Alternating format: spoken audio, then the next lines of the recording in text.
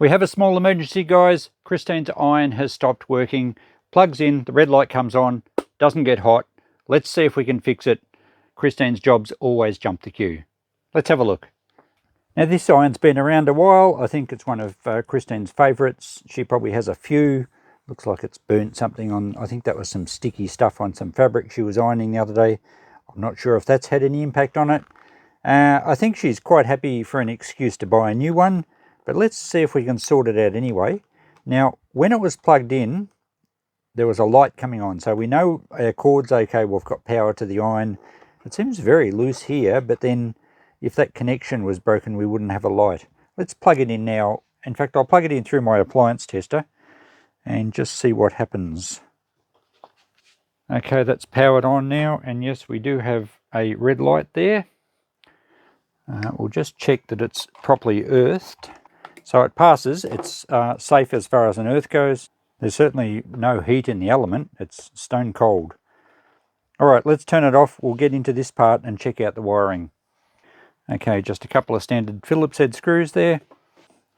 A lot of these appliances now have security screws, which are a bit of a pain sometimes, but I guess they want to stop people who don't know what they're doing fiddling. Okay, does that come off easily now? What else is holding it? Whoops, there's water in it. Lucky I've got the towel on the bench. We might tip the water out before we go any further.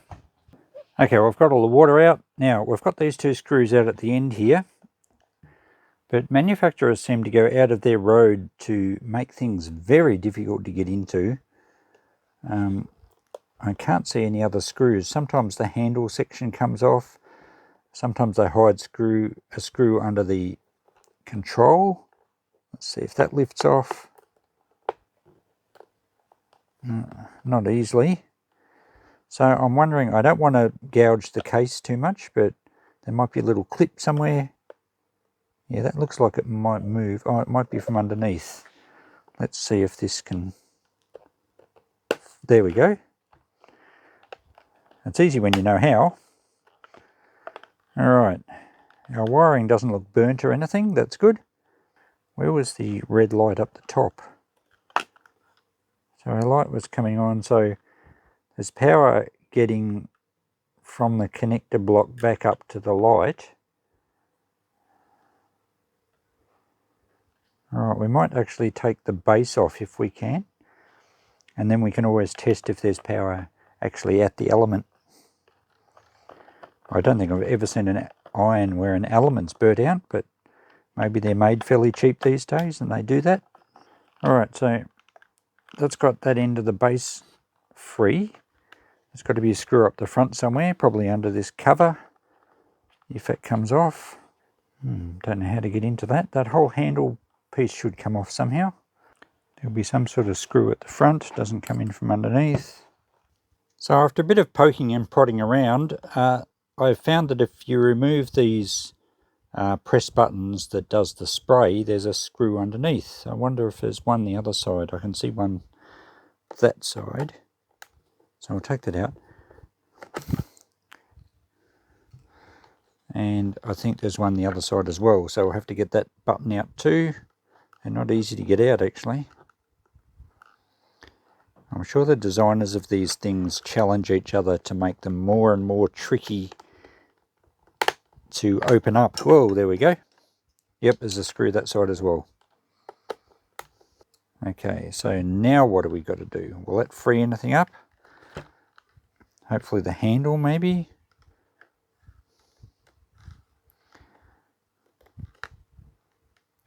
Still doesn't feel like we're getting anywhere.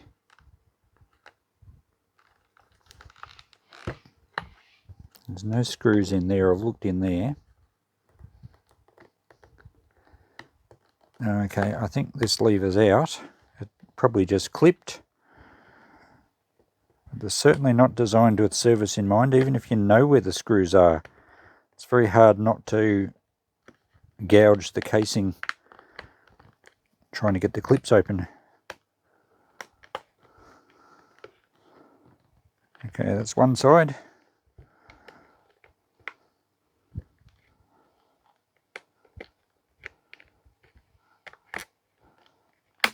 Okay, that's got the clips open there. I take it we've just got to work it right back with more clips.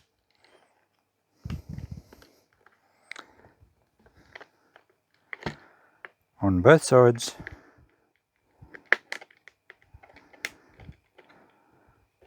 Okay, must be one right at the end here too. Feels like it's actually glued at the end. Well, that's probably enough actually. Maybe it is glued right at the end and we just need enough to access these screws down here. And one on the other side too. So surely that's enough now to get the element off. Oh, there's one in the middle.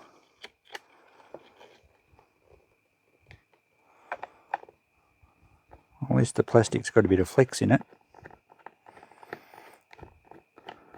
We probably didn't need to do the side ones. That one probably goes right down into the element.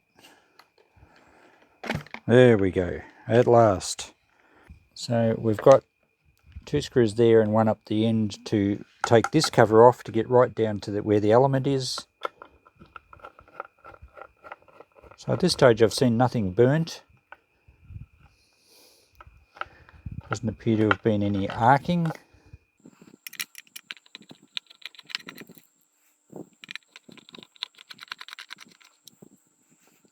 Okay. Alright. There's our basic element. It should have a thermal fuse in it. Maybe that's what's gone wrong, because that will just be on the heating element circuit. And I think it would be in this sleeve. So let's take that clamp off.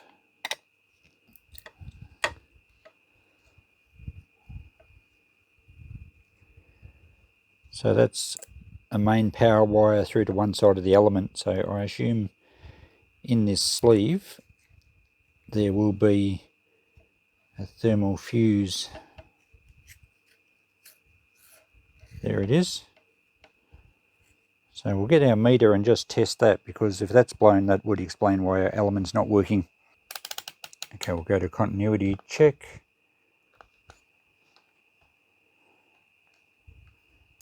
Our buzzer's working.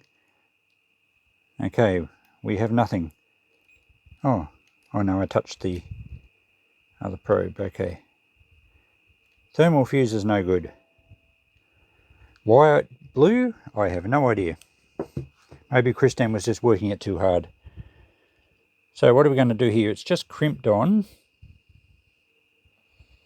And we'll need to get the details. I do keep the thermal fuses when I scrap stuff, so I should have one to suit it. I will cut this one out. I'll check the numbers and we'll see if we can find one. I guess really before we replace that, we better check that we do have voltage there. I assume we will have. I haven't unplugged any wires, so I can plug it in. So I just reorganized our camera angles and everything, and we'll test the voltage at the element. So we have one lead on one side of the element and one lead on the wire that goes to the thermal fuse, and we have our 240 or near enough volts there, and we don't have it on the other side. So should be good to go once we replace that thermal fuse. As for replacements, I've found one here which is exactly the same rating, 250 volts, 10 amps, and the temperature on it is 240 degrees Celsius. It's even the same color, so it's an identical replacement. I've tested this on the meter and it's fine. A couple of things to consider with replacing thermal fuses. You'll note that just about, well, I think every single one I've seen has been crimped. They're not soldered. And I read a few forums and I checked a few videos just to see what other people do. And one guy was suggesting you just twitch the wires together, which really isn't an electrically safe method. Yes, it will work. And if you're facing an apocalypse and you're living in a cave and you have to get something going, by all means do that. Solder. A lot of people say solder them. That has 2 main problems. First of all, the solder melts, normal solder melts at about 180 degrees, 190 degrees Celsius. which is much lower than what this fuse is rated at. So that would mean the heat from the iron could feasibly actually melt the solder before it blows the fuse. Well, it probably would if it got to an overheat situation. The other problem with using a solder connection is the heat from the soldering iron itself will travel along the wire and most likely trip the fuse. So crimping is the way to go. What I'm going to do here, I think we've got plenty of wire. I'm going to crimp back behind these connectors and strip a little bit. And I've got some uninsulated, I think they're called a butt crimp, as in you butt the wire up to each other. And I've got some good quality crimping pliers here, and that's all we're going to need to replace the thermal fuse. Now I will put it the same orientation. I'm not sure if it makes a difference, but that's what I'm going to do. Always replace things the same way you found them, I think, is the safest philosophy. So I'll take that one out there. I'll strip these wires back, and I'm going to have to trim this one back. We might as well trim it back to about the same length as we had there. Now let's pull a bit of the insulation off here. I think these strippers should work on this wire. Oh, they don't seem to grab it very well. Let's try the strippers on my crimping tool.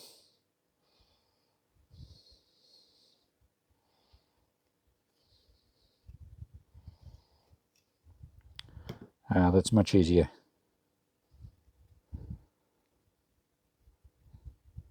Now these are specially insulated wires, of course, so the insulation here doesn't melt in the high temperatures.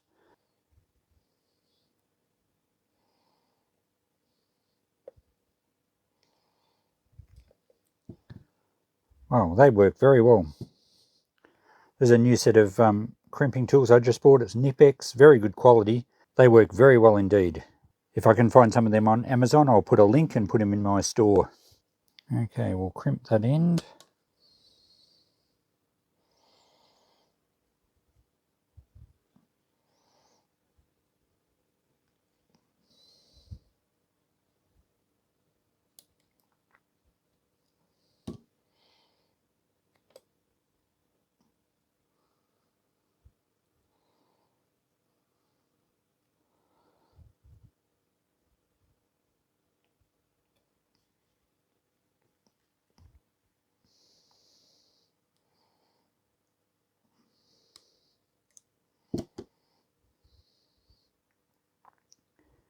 And that's crimped beautifully. These crimps work very well. Let's join up the other end, making sure we've still got our sleeve on the wire.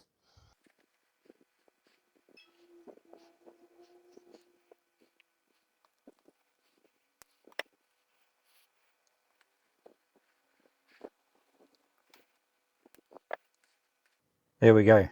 Happy with that? That should be very secure. Now I've got to slide our insulation sleeve back over the top. Make sure the crimps don't stick out the end and will short on the body of the iron. That should be good. Now we'll reassemble. I'll have to have a look at the footage and make sure everything goes back exactly where it's supposed to. The thermal fuses do need to be right up close to the element or the part that gets hot, so that they can sense the temperature properly. So I've got that in position. I have put the clamp over the actual body of the thermal fuse so that it has good proximity to the metal parts that get warm, and that's how it was when I dismantled it. So I'll do the screws up nice and firm, and that wire's about where it was. It'll be under this cover here. So everything's back together there. I'm happy that the crimps are nice and firm. We didn't unplug any other wires. I could test the element now, but I'm fairly, well, I will. Let's just test it and make sure we have 240 volts going to the element. It will start actually warming up, but we won't have it on for that long. All right, let's supply some power. Yep, we have nearly 230, and I can feel it's already warming up. So let's turn it off. We should be good to reassemble now. The only trouble with a test run on the iron is that it's hot. I've now ironed my towel. I'll have to let that cool down before we can reassemble.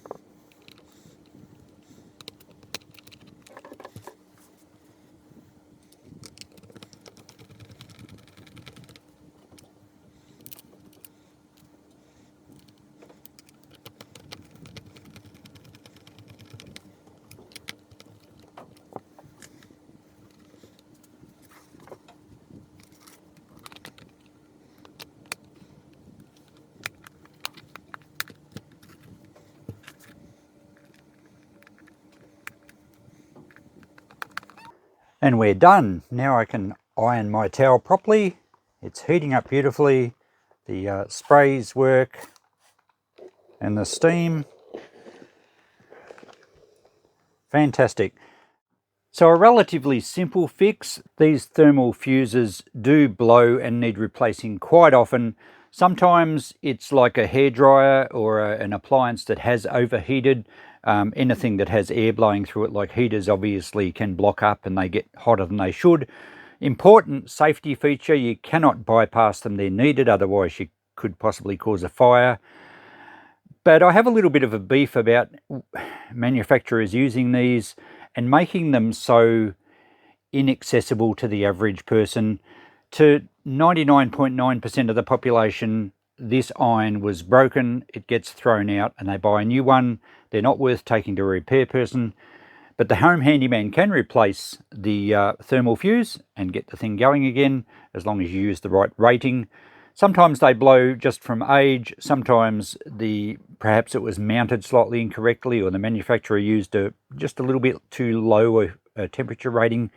Whatever the case, they should be more accessible, I think, and more easily able to be replaced without the expense of, well, you wouldn't take this to a repair person.